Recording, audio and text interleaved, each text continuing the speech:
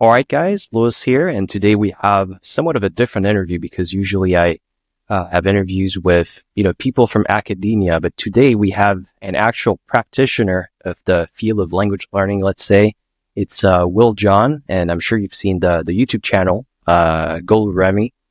I think the first time I watched one of your videos, I believe it was maybe a few years ago.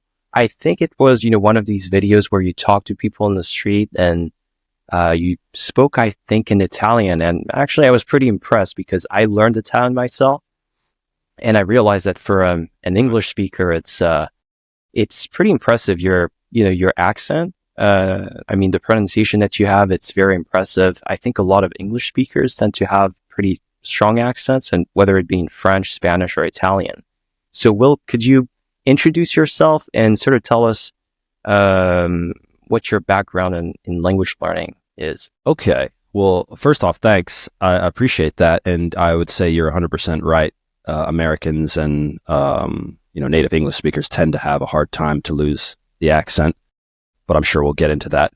But yeah, my name is Will John. I'm actually a professional footballer, I guess by proper trade. But what that did is turn me as well into quite the language enthusiast over the years. And I learned several languages by traveling, but I learned more, I would say, without ever touching foot in the country. It was just out of my pure love for Spanish, French, Italian, German, Russian, Croatian, Serbian, like all of those things. All those interests kind of led me to this point. So now where I'm at now is this unique place where most people know me from walking up to strangers on the street and speaking a whole bunch of languages. But I slowly, through my failures and successes, developed a method with which one can learn a language without having to set foot in the country. And that's kind of where I find myself now. So I've watched some of your videos and you speak a bunch of languages, but if you had to rank them, sort them based on your level of proficiency, what would it be? So it's always tough, and it's always a revolving door, one would kind of say, to some degree, because of my life and how many people I'm talking to and who I'm talking to and what language is at the front. And also a bit by choice, because I choose to read books. I don't enjoy watching any content or reading most content in English. I'm, of course, forced to. But I learned Spanish when I was young, rather young, let's say somewhere between 7 and 10. I really should go look.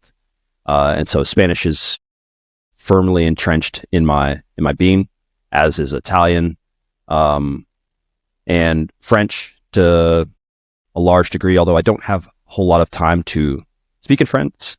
I played one season in Morocco. Look at me, I'm speaking in French there. Maroc, in Morocco.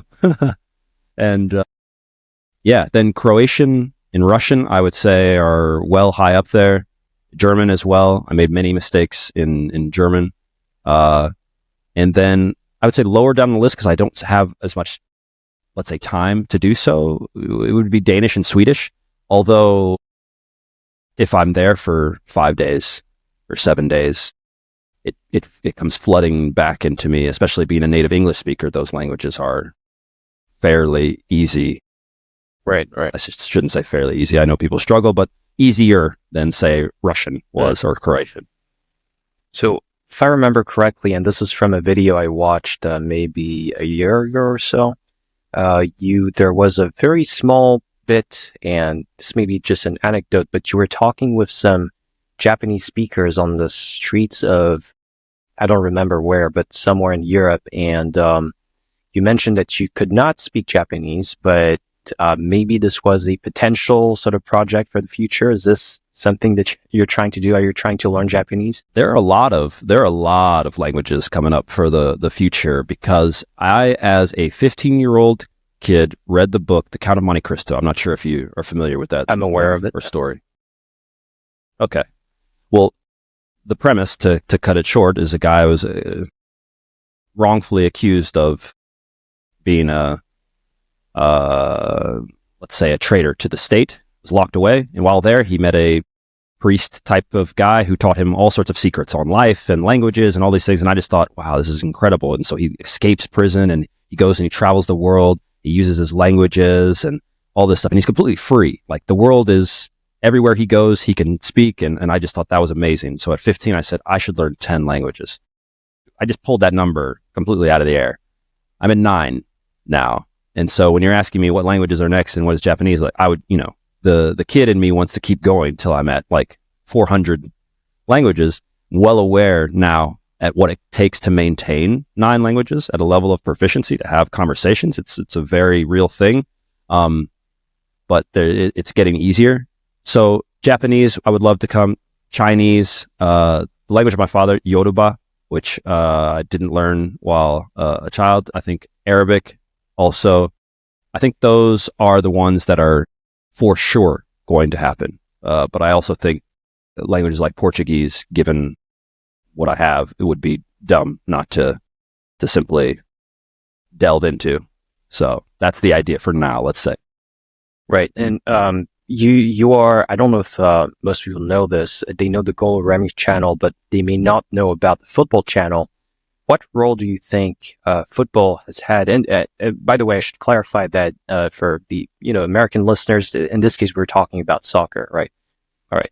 So you've spent a lot of time in Europe and Morocco a little bit. What role do you think this has played? Because you've been able to immerse yourself, I would assume, in different European countries. Right now, you're in Croatia. So what kind of role does that have in developing your language ability? So it plays a huge role, but I would say only 50%. And so to explain, obviously I moved to Denmark and played in Denmark. I played in Croatia. I played in Morocco, but that didn't have anything to do with my French learning. It's massive. Now, the thing is that the immersion process, and it's funny that you should have mentioned immersion because most people love the idea of full immersion and they think that is the easiest, in quotation marks, of course, way to do something.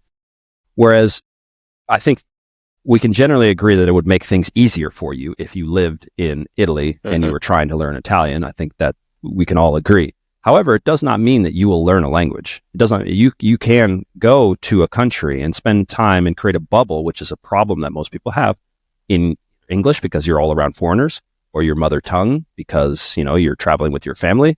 And so full immersion doesn't mean that you will speak the language. What football did for me, though, is that on every team you have players from all over the world. And so even though while I started to learn Italian actually while I was in the US, I started to learn French even while I was in Denmark, and I started to learn Russian well before I had any idea that I really was going to. I was traveling once, and so football's brought the opportunity to engage in those languages.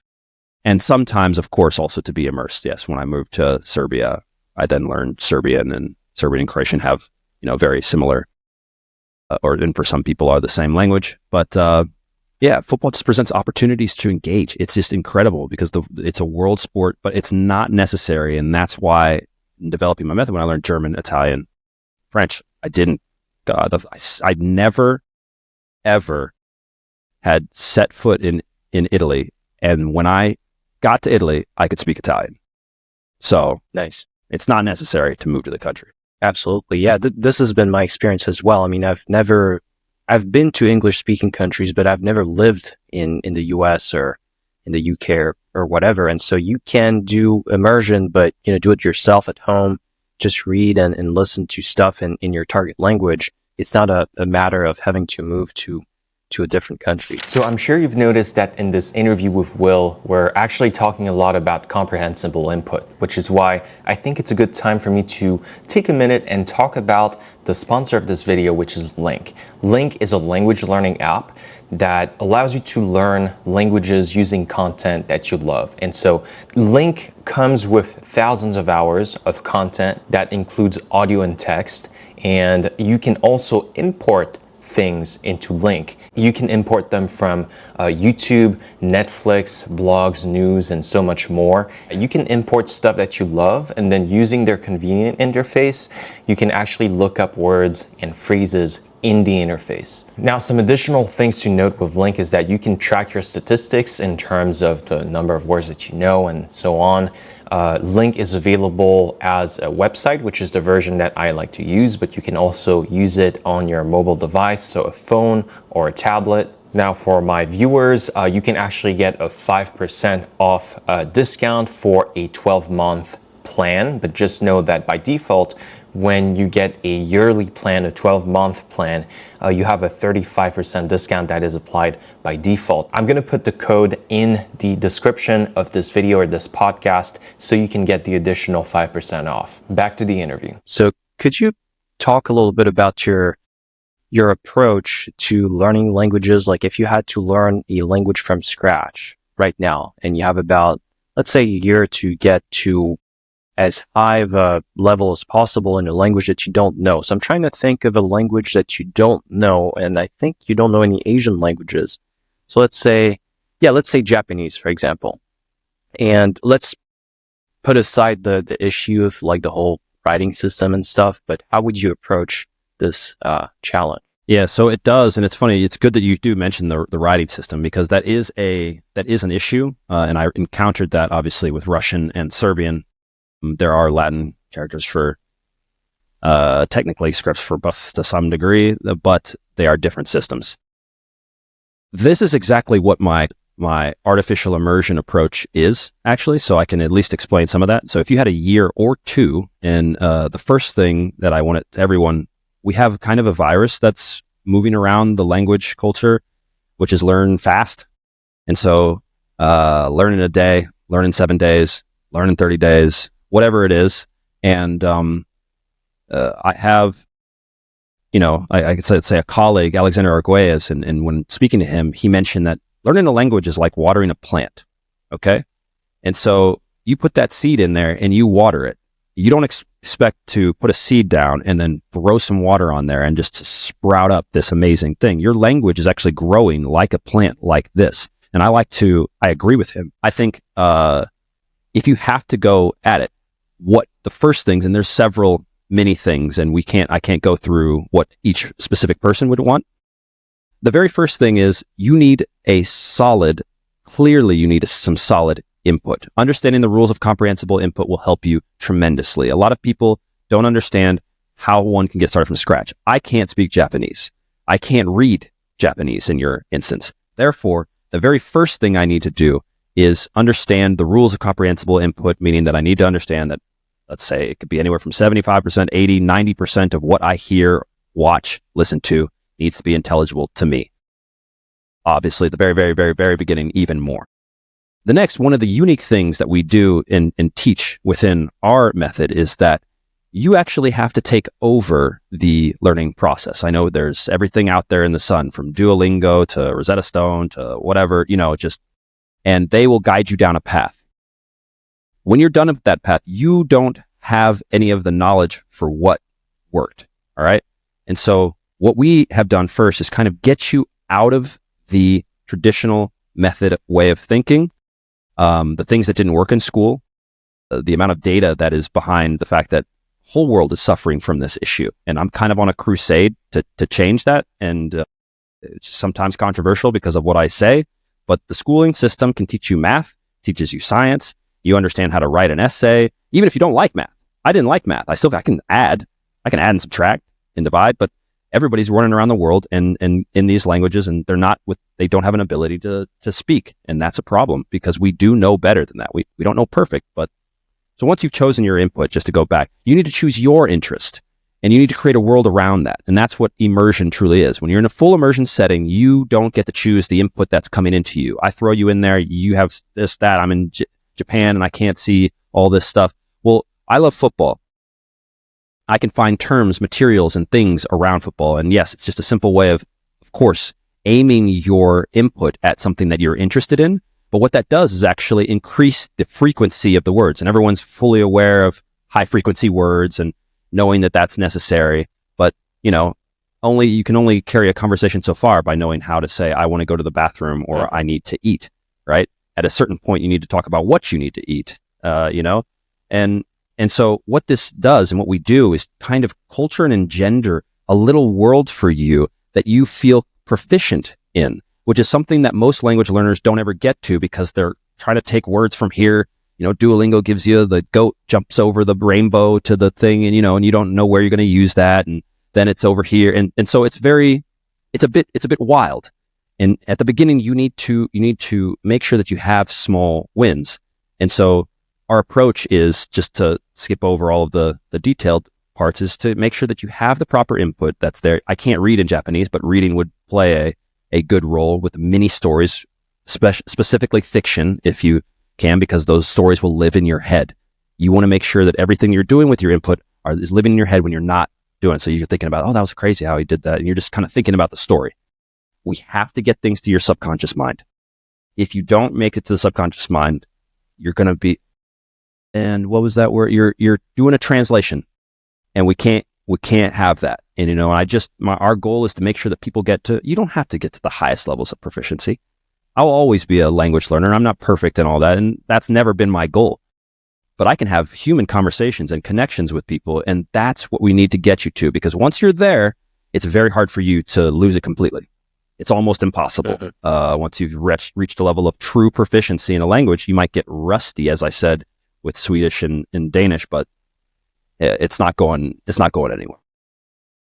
Right. And I think you and I would both realize that to get to a really high level of proficiency where you're, fluent by any definition of the word, it's a huge time and honestly emotional investment. But the good news is that if you just want to be conversationally fluent and have conversations with people and make friends with people, it's a lot less of a time investment. You can get there pretty fast, depending on the language and your native language. But in general, I think it's very feasible. It's realistic. So I have a question regarding the input, because you mentioned in this artificial immersion approach, you would use, for reading at least, mini stories. And the goal is sort of to get you fluent around a specific domain that is, in your interests. And I totally get the benefits of this. You feel like you're very competent in a certain domain with sort of restricted vocabulary and phrases and stuff. But so about the mini stories, how would you go about finding them, or do you generate them using AI? What is the approach here? There you go. You're right on the right path. Depending on your interests, right? If you have such a wild interest, once again, we'll stick with me in football. You can pretty much find football stories with very restricted words. You can find graded readers, which I recommend for everyone. If you're not dealing with the script, please, for the love of God, get yourself a graded reader that hopefully you are interested in, because it will do wonders. If you're trying to push your vocab, generally speaking, there is some clear debate on this, but generally speaking, a lot of your vocab gains can come from reading. You can really push if you're someone who's trying to say, I don't know this word and I don't know that. Reading a story will be tremendous. And so, yes, the idea behind that is, if you need to generate a story because you're into sunflowers or something really that's not so popular, you can generate them. Well, not only can you do that, you can generate a little list that gives you the high frequency words, just so you have an idea of what you're learning. I'm not saying you need to then try and memorize each word. And then you just tell, ChatGPT to generate a simple beginner A1 story on sunflowers. But I prefer, with the people who, do have this ability, to artificially set up a setting for them. Yes, you read that story that you generated on ChatGPT. That's one thing. If you have a friend that speaks Spanish and can walk out into the garden with you and explain to me what is this, and just basically, now you've done something insane, right? I mean, you've truly created this whole little place. And then if they're willing to do this, but you can do that with a tutor, which is so wide. That's why I keep continually going back to the artificial immersion. You have to be the one in control. A tutor might come in and say, look, we're going to use this grammar rules, and we're going to go through this, and we're going to talk about this story. You might not care, right? And so what that does is, once you've created that little bubble, and this bubble we're talking about only for the first 1 to 21 days, maximum 30 days, depending on you as a learner, how much you're putting in, we're going to leave this place. This is just a nice cocoon, so you get that win, because we all know how many years everyone is struggling with this, because you went to school for 2 years, you studied it for 2 years, some of you 4 years, and the only thing you can say is hola. Hola, ¿cómo estás? You know, that's horrendous. Feel how long you've been failing. Like, let's just take a few weeks to feel like I can win. And then once you'll see, you'll bridge that off. You have another bubble. And then we'll obviously, what we do is also create these high frequency words, the general. In this general high frequency words, the ones that you know, I need to go to the bathroom, I want this, I hate this, I like, this, etc. We create that bubble as well. And what you'll see is when you have a general story around those things and general stories around here, you'll reach a point in which you look at when you have input, it becomes a sponge. And I'm sure you've probably felt like that, where all of a sudden you look at it and you just know, and you know it. And after you look at a few things, once you have this good proficiency level, then you can start to guess. You'll start to guess on things, and you'll be right a lot of times. And even if you're not right, you'll be intelligible. They'll understand. And so one of the key themes and cores of the entire method, and for me, it's one of the biggest things for me, because it cuts through the fat and the crap, which is seek to understand and seek to be understood. And that at the core of what you're doing that's what you're doing with language. We like to break it down into the little words and the little things, but no, you are seeking to understand and you are seeking to be understood. Have that at the forefront of your mind as you're looking at your input. Do I understand? Instead of getting, he said this word, what is that word? And you're lost and now everything is gone. No, seek to understand and seek to get you to convey it, and it will do wonders for you.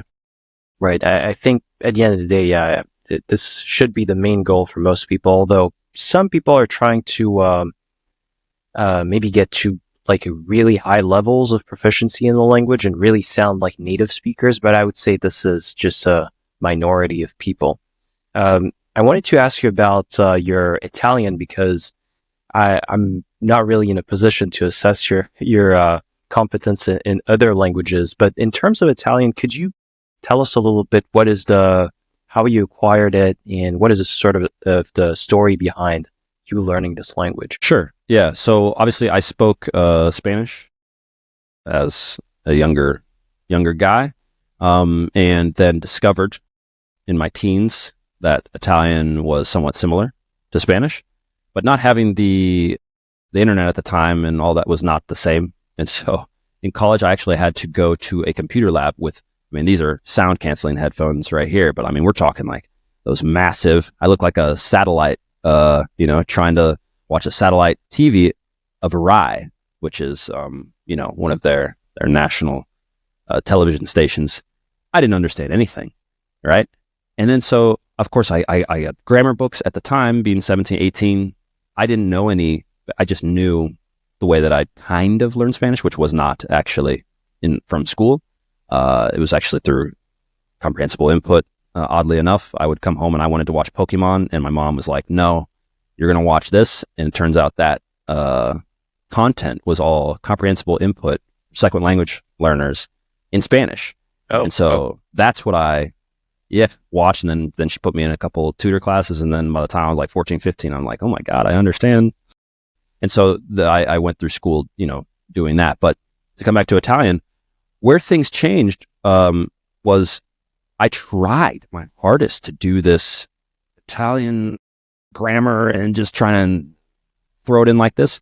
Didn't work. What worked, I discovered Pimsleur rather early. Pimsleur gave me an opportunity to get in some conversationals to repeat, to get a little bit of comprehensible input to a certain degree. The method is different, but I appreciate it because you can start from nothing. And that gave me a big boost.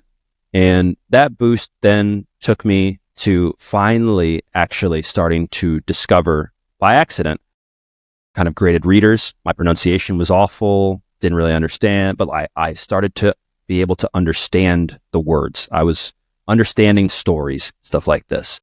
Then had a little bit of, obviously I would do things with tutors and discuss things. And slowly but surely, that was my way in. It wasn't tremendously, crazy to be perfectly. I failed at the beginning and then started to discover some of the things that I now know are what made me successful in it. And so, yeah, I do a lot in Italian now. I just did another interview in Italian. I have people on my podcast from Italy, so I don't have any issues with that. And it's amazing to think that I did it without ever setting foot. I do, one thing to be noted is that you do have to be aware of cultural gaps and not spending any time in the country. Even though you're consuming their content and things like this, you will miss out. And that one is hard to artificially create, the little issues and regions, but it's not something that you can't, get over. Yeah, it's funny that you used Pimsleur. So this is a long time ago, I guess. So you were using the CDs, or was there already an app for this? Yep. The CDs, okay. No, CDs, yeah. Yeah, and so last time I looked for Italian, so because this is a somewhat popular language to learn on Pimsleur, there are probably like 5 levels of Italian, like French and German and so on. And so each level is about a month. They tell you to do 1 lesson a day.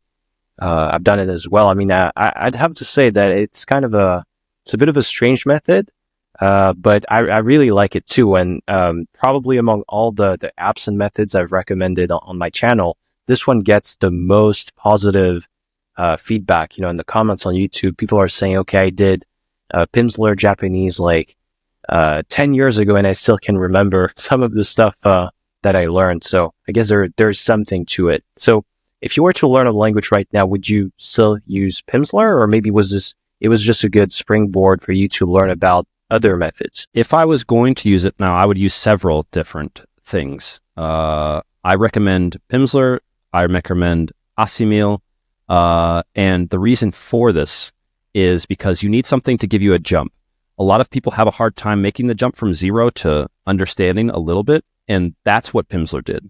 So, especially if you just mentioned Japanese, I would be running straight to Pimsleur for my Japanese, because you need some form of a little base.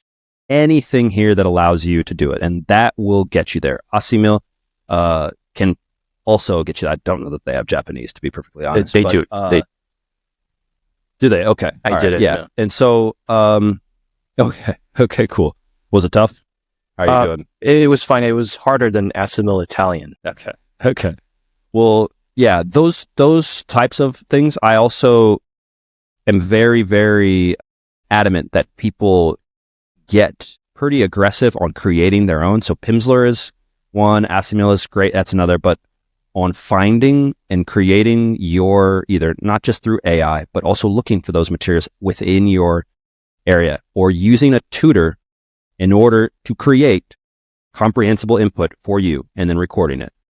I immediately tell you, listen, Japanese, I want a story about football that I can understand. And then later I wanted to have a discussion on football and, et cetera, et cetera. And so it's really important that people take responsibility. I think that's one of the things that we want in society that we've lost, And so, yeah, I would definitely recommend it, but I don't think that it's by no means is it all I would recommend.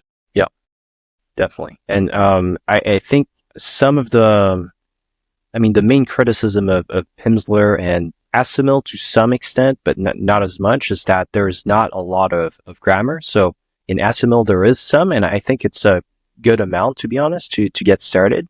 But if you were to learn Japanese, for example, would you go through a grammar textbook or anything like that? Grammar is one of those things for people that causes all sorts of rifts. At the beginning, I would say I would only have a superficial look at the grammar.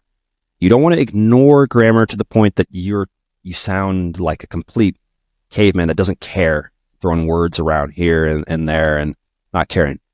But you by no means want to do what I did with German, which was I found out that German grammar was tough, and I spent all of my initial time trying to put words in the word order. I'm not sure if you're familiar with German, but the word order gets played around with, especially for an English speaker, it seems, let's say, backwards. Really? Okay. I spent all my time trying to do that. Yes. And so when 2 verbs appear and then this one has to get, it can be a mess. And you immediately realize that if your focus is completely and only on grammar because you really feel like you want to know the rules before you're moving, it's a catastrophic failure, in my opinion. What it can do is that it will prolong it, and way later on, you will still know these rules. That can be beneficial if you're trying to get to these upper high levels, I can tell you, some dative, preposition, außer mit nach Zeit von zu. They're all dative. I know that list because I studied it, right? It doesn't necessarily help me immediately, but it will help me in the higher, levels of German. So a little bit of a look. And if I was doing Japanese, I wouldn't at the beginning because I have too far to go. I have to eventually learn how to write, I have to learn to read characters and all this it's you're setting yourself up for too much. Don't try and take on that mountain at the beginning. Seek to understand and seek to be understood. That's where I would be. Right. Yeah, I definitely think this is a valid choice. I want to talk about something that may sound a little bit, what's the word? Tangential. Is that a word? I think it is. But okay. Usually I talk with academics, and so this subject doesn't really come up, but I want to talk about physical fitness because this is actually not really tangential. It's more, I think it's closely related to language learning. I mean, to any kind of, intellectual activity. I've always done some degree of weightlifting, but not so much cardio. And I've noticed that, I did not really expect that at all, but my level of mental clarity and just, ability to focus. And so as a consequence to learn languages it really has improved. My sleep has improved and everything. So I'm assuming as a professional football player, your level of fitness is pretty high. Do you think this has been a huge advantage? And also, could you sort of describe what kind of fitness regimen you have to keep you in top shape? You are on the right path, my friend, because this is something that, like you said, the academics don't necessarily get into.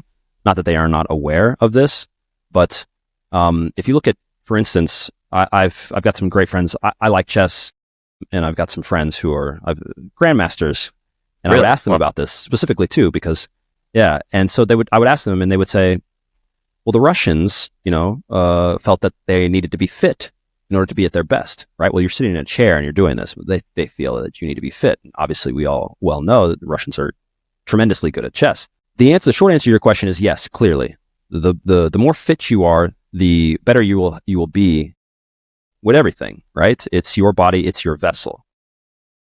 Where I've gone is because I also have a scientific approach to my language learning. I speak to the academics. I know what they're learning and know what they're doing. Now, where I also have found some benefit, and I will come back to your question, but I float out in this place where it's less studied.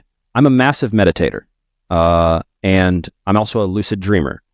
And those are things that I trained for, and so when we're talking about, you said your sleep was better and it helped you learn languages by going to the gym and doing all these things. What that's doing is creating a clear and orderly mind.